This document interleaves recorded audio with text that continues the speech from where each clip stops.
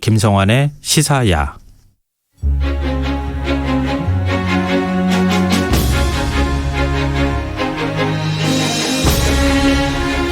얼마 전 아주 흥미로운 고고학 발굴이 있었습니다. 도굴꾼의 손을 타지 않은 가야 고분 한기가 발견돼 오랜 시간 밀봉돼 있던 고분의 뚜껑도를 여는 이벤트가 열린 건데요. 보는 사람들이 얼마나 흥분됐을까 하는 생각이 듭니다. 사실 가야 고분들은 일제강점기부터 무분별한 발굴과 도굴을 겪은 경우가 많습니다. 실제로 도굴을 피한 가야 고분 곁에는 도굴의 흔적이 생생히 드러난 또 하나의 고분이 있었다고 하는데요. 흥미로운 역사를 찾아가는 시간, 흔적의 역사. 오늘은 1500년 만에 정체를 드러낸 가야 고분에 대해 이야기 나눠보겠습니다. 경향신문 이기환 선임기자 자리해 주셨습니다. 안녕하세요. 네, 안녕하세요. 예. 네, 1년 동안 방송에 벌써 주셔서 1년이 고맙습니다. 됐네요. 네, 그러게요. 빠릅니다. 예. 네, 정말 시간이 이렇게 빠르고 그러겠네요. 그동안에 저희 방송에서 역사 얘기 들려주신 것만 해도 정말 많다는 생각이 들어요. 한 50회 되는 것 같아요. 예.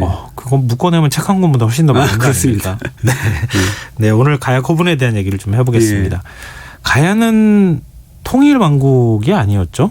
그렇습니다. 그래서 뭐 여러 나라가 뭐 연맹체라고 우리가 가야 연맹체라고 네. 해서 그래서 그런지 김부식이 편찬한 삼국사기에도 포함이 안 돼서 그랬다 그러면 사국사기가 됐을 텐데 말이죠. 근데 사실 좀 수수께끼인 건 뭐냐면 가락국 그러니까 금강가야 같은 경우는 사실 네네. 동아시아의 기항지로서 번영을 누렸다. 철에 뭐 산지고 그래가지고 근데 왜 주변의 가야 소국도를 정치적으로 이렇게 힘으로 통합하지 않았는지 그것이 좀 수수께끼라고 하더라고요.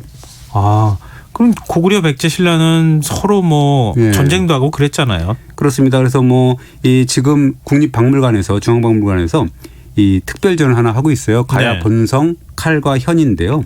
컨셉이 그거더라고요. 그러니까 가야는 힘은 갖고 있지만 그러니까 아까 얘기했던 그 이 철로 네, 철기 칼로 표현하는 문화를 갖고 거니까 있었으니까. 그러니까 칼을 표현하는 거고 그 힘은 갖고 있지만 다른 나라를 합병하지는 않았고 그다음에 이제 각자의 문화를 존중하고 공유했다. 그것을 이제 현이라는 어떤 우르게 가야금을 얘기라는 건데 네. 그 뭐 상징하는 현으로 이제 가야의 본성이 칼과 현이다. 뭐 이런 컨셉으로 하고 있는데 그걸로 520년 동안 상생하고 공존했다. 뭐 그런 겁니다.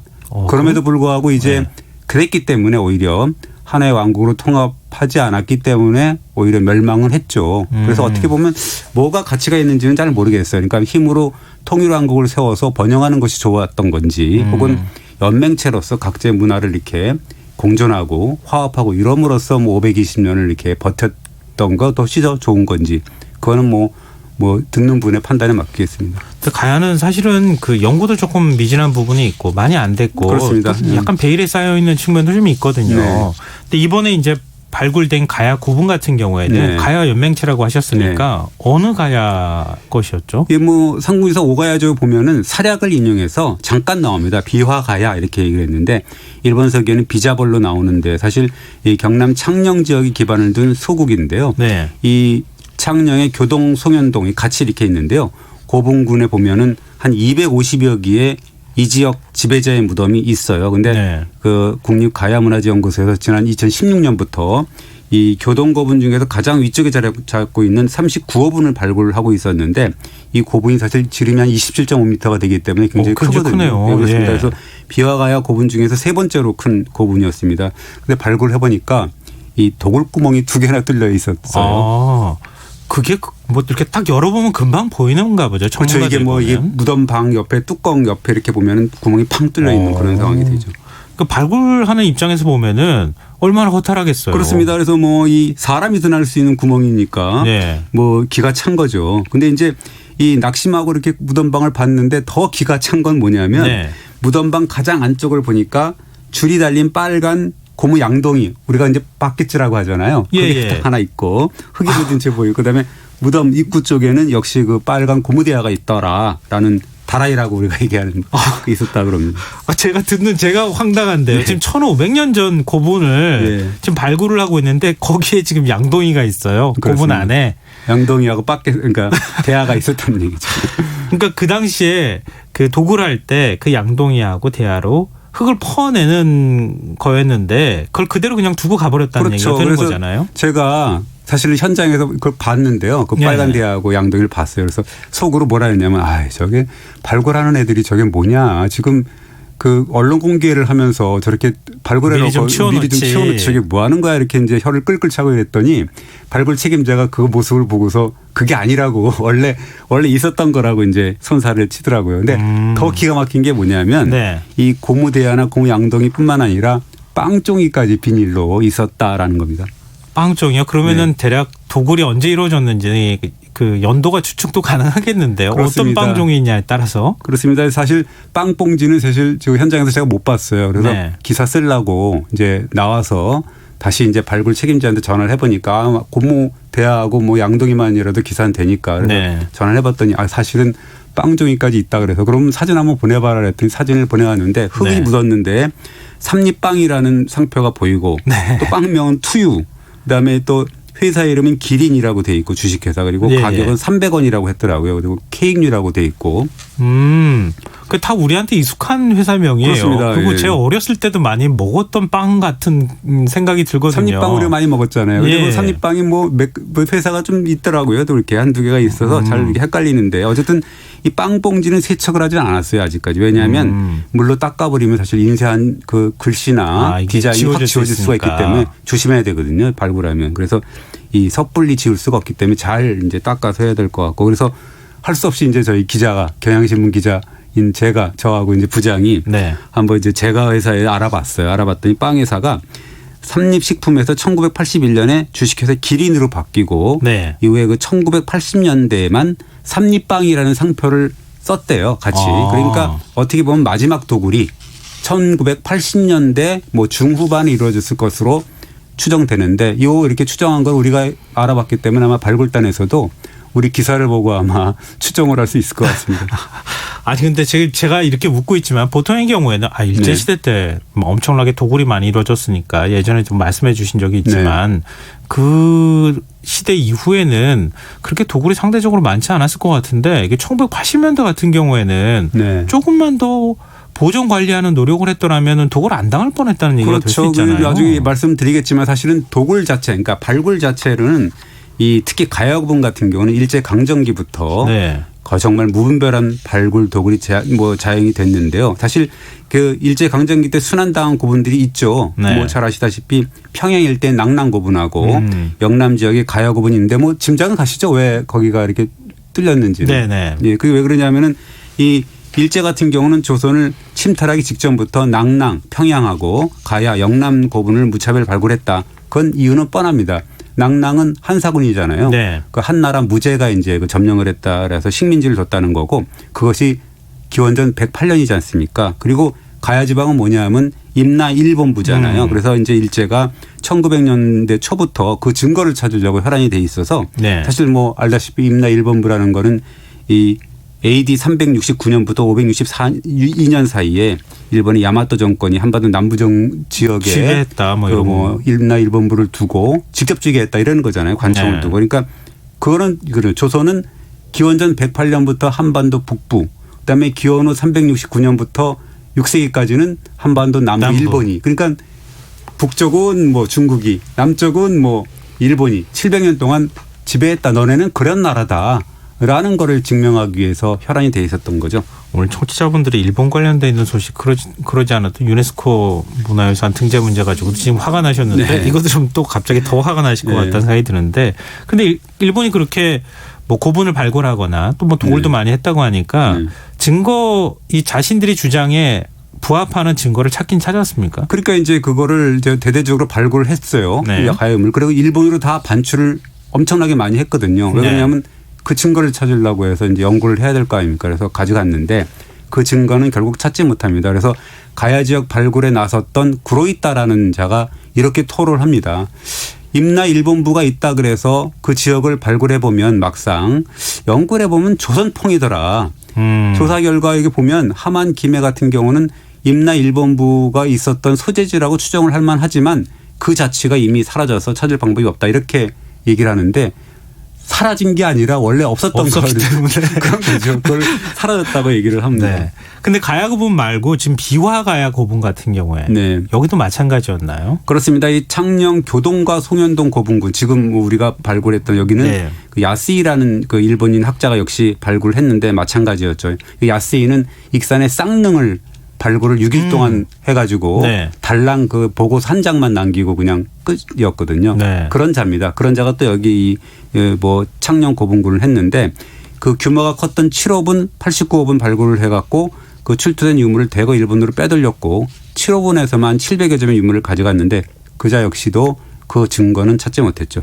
그러니까 임나 일본 부설이라고 하면 일본이 뭐 정한론을 내세울 때도 활용하고 지금 거의 근대 현대까지도 지금 얘기가 되고 있는 건데 얼마나 혈안이 돼서 이거 고분을 해집었겠어요. 그렇죠. 그러니까 지금 제대로 남아있는 고분이 별로 없겠어요. 그러니까 이제 일제가 이렇게 마구잡이 발굴하고 유물 반출해가고 그랬는데 증거를 찾지 못하니까 그 고분은 용도 폐기됐을 거 아닙니까? 네, 그렇죠. 그러니까 관리를 안 했을 거고 그러다 보니까 도굴이 많을 거고 그리고 해방 이후에도 사실은 그 이 도굴꾼의 어떻게 보면 소굴이 된 거죠. 그 참, 진짜 우리가 조금 더 관리를 잘했더라면 하는 생각이 좀 뒤늦게 드는데 가서 직접 보신 거 아니에요? 그렇습니다. 딱 보셨을 때 어떠셨어요? 기분이? 그러니까 이게 참 한심하 아까도 얘기했지만 한심하고 뭐 예를 들면 그 삼립빵 먹으면서 그 양동이 대하로 흙을 퍼내고 유물을 걷어가는 그런 모습이 상상이 된다고 생각을 해보십시오. 얼마나 기가 막힙니까? 그걸 제 눈으로 확인했다는 건데요. 참 기가 막히고 그 기사를 썼더니 엄청난 그 이 댓글 그다음에 뭐 반응이 있더라고요. 참 한심하다고. 그러면은 근데 이번에 이제 그 이벤트가 있었다고 하는 그 고분 같은 경우에는 그래도 도굴이나 이런 거에 손때를 타지 않은 그렇죠. 멀쩡한 상태로 있는 고분이었다는 거잖아요. 그럴 만한 이유가 있는 게 뭐냐면 아까 얘기했던 도굴이 흔적이 있었던 39호분이 있는데요. 네. 사실 그 39호분 밑에 또 하나의 고분이 있었다는 거예요. 아, 고분이 2층처럼 이렇게 고분 밑에 고분이 또 있었다고요? 예, 그렇습니다. 그래서 이 발굴단에서는 이게 고분 밑에 고분이 있으니까 이거는 신출기모란 도굴범도 여기에 그 무덤이 있으리라고는 까맣게 몰랐을 것이다. 그러니까 이거는 뭐 물론 이게 도굴이 안 된 무덤이다라고 해서 63호분이라는 이름을 붙였는데요. 역시 여러 보니까 네. 무덤방의 덮개돌, 뚜껑돌이 점토로 완전히 밀봉된 채로 이제 발견이 됐고 그다음에 도굴구덩이도 하나도 없었고. 그러면은 이렇게 무덤을 쓴 거는 네. 의도적으로 이렇게 2층처럼 그러니까 아래에 있는 무덤을 뭐 우리 이제 피라미드 같은 경우에 그런 얘기 하잖아요. 네. 피라미드 보호하기 위해서 뭐 엉뚱하게 가짜 무덤을 만들어 놓는다거나 이렇게 하는 일이 있는데 이번 같은 경우에 그러면 왜 그런 방식으로 썼을까요?